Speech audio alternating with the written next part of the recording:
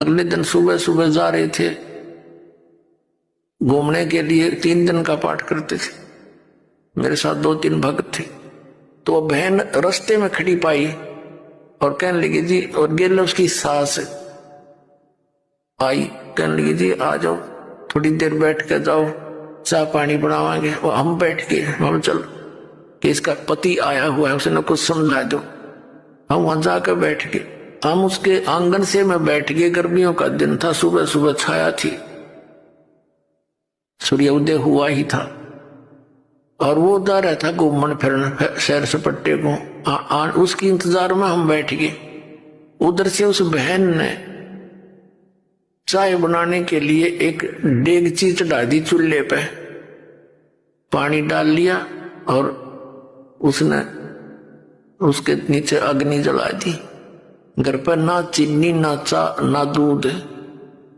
अब वो उस चूल्हे दौरा बैठी, लकड़ी जला, कम से कम आध घंटा हो गया।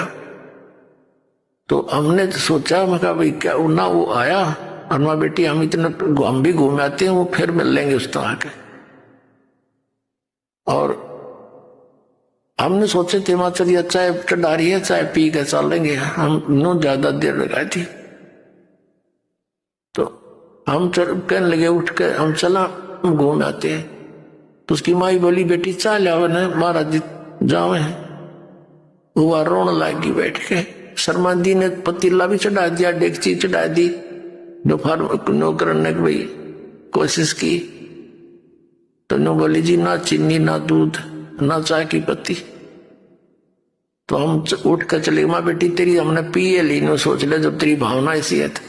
फिर उसको समझाया काफी मारे निकम्मे, एक बात बता, तेने सामने बच्चों के लिए लेकर आना चाहिए कुछ फल फ्रूट, इतनी बढ़िया नौकरी तू करता है और तेरे बच्चे तुझे देख कर ऐसे छुप जाते हैं। तो वो बिना पिए था, तो उसने सारी बात मान ली, आगी समझ में सज।